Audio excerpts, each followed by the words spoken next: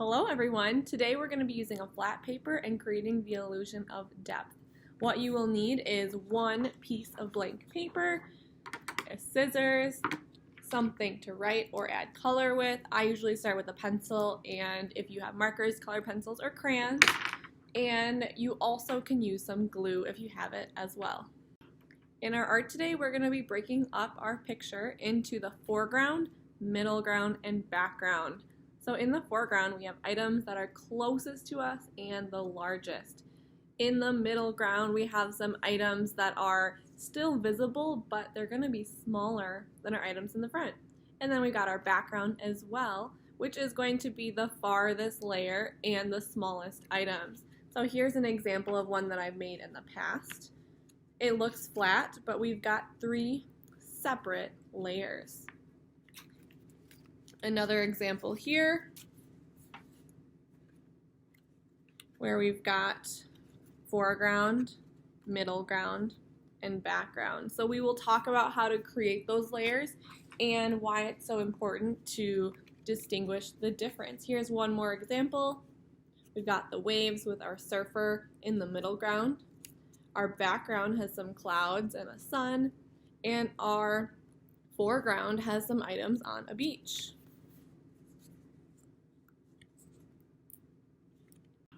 To get started, we are going to learn how to fold our paper. As second and third graders, we've been doing a lot of paper folding to create different types of shapes and are within a lot of our projects. So I'm going to have my paper landscape, which is the long way, and I'm going to take one side and bring it all the way over to the other. Line up those corners and crease. Then I am going to take my flap and I'm going to bring it over to my fold.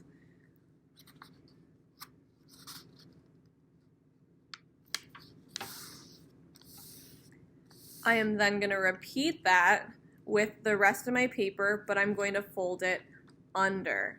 So you can do one of two things. You can either bring that paper under, set your paper down and squish it to create that fold, or you can flip your paper over completely, line it up, and crease. And there you go. We've created an accordion style paper that's got a zigzag that goes back and forth. Now go ahead and flatten out your paper. And we are going to draw 2 dots on this paper that's going to create our landscape. And it's going to be kind of mountain-like. We don't want the line to be perfectly straight.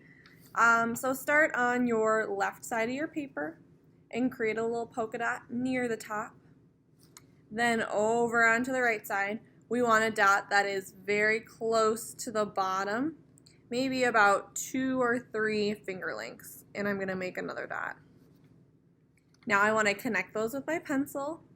So like I said earlier, I like to make it organic and mountain-like. This really adds to that texture that we've got on that top layer, but you as the artist get to decide how this line will look. Okay, using your scissors, you're going to cut it out.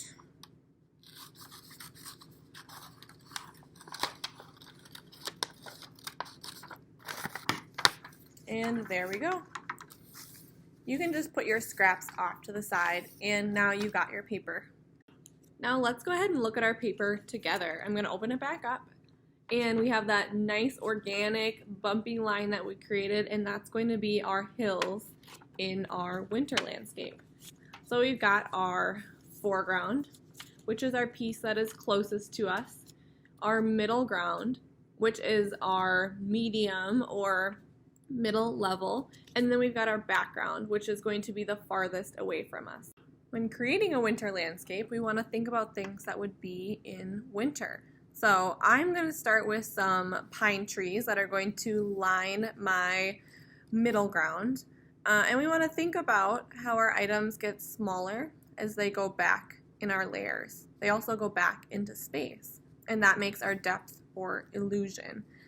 So if I were going to make some pine trees, I've got a little scrap here. I am going to start with a triangle without a bottom, 2 straight lines into the middle, 2 diagonal lines, straight lines in the middle, diagonal, and 1 straight line across. Then I'm going to make a small rectangle for my trunk. That is one way that you can draw your trees. You can also draw them by drawing 1 straight line down, and instead of making your tree full with triangle shapes, you can use lines to represent the pine needles. There we go. 2 different ways that you can draw some trees. So let's see, I am going to start adding some, actually I did say the middle ground, but I'm going to start with a few large ones in my foreground. You can also overlap these trees and they can be on top of each other. And we'll do one more happy little tree. If you've ever watched Bob Ross, that's a Bob Ross reference. And there we go. Now in my middle ground, I want them to be slightly smaller. So maybe I'll draw some, not on a line, but just a little field of trees. And the next layer back, they're gonna get even smaller. And finally, maybe I use those lines to create my trees because they are so teeny tiny in my very, very back layer. Can barely see them. The next thing I'm going to come in with is a blue crayon because sometimes we do see snow that is bright, bright white. But I want to show some piles of snow or give it a little bit of depth. So that means that it doesn't look like a completely flat area. So I'm going to come in where those ridges meet. We created those nice bumpy lines. And I'm just going to kind of add a little bit of blue. This way you can see where those hills are. Lastly, I think I'm going to add a little snowman that's hanging out in my foreground. So I'm going to make him pretty big. Probably shouldn't be larger than my pine trees, but I bet he can be pretty tall. So I'm going to make him almost as big as my tallest tree. He looks great. The last thing we're going to think about is any other type of winter details we want to add. I did talk about earlier that you can cut things out of your paper scrap and glue them to your winter landscape. So maybe you want to have a cabin or a house or something that goes into your winter landscape. You are welcome to draw that out onto your paper and cut it out. I like how this adds another layer and it starts to collage your winter landscape. So maybe that's something that you would like to do, but it is not necessary. Just an extra step or idea.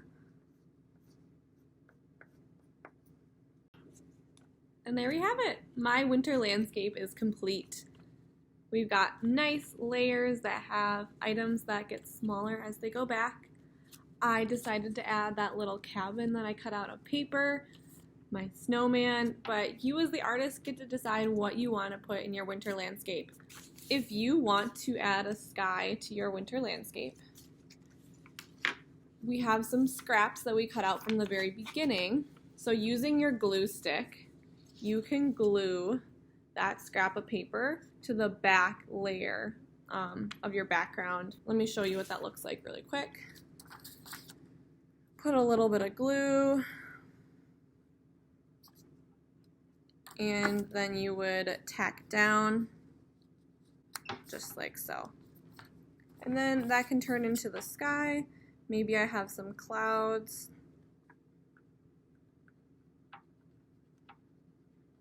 And then you should be all set. This is an extra step that you can take, but I think it gives it a nice finish to your artwork. Thanks for watching, everyone. I hope you enjoyed this lesson, and I can't wait to see what you create. Thanks. Bye.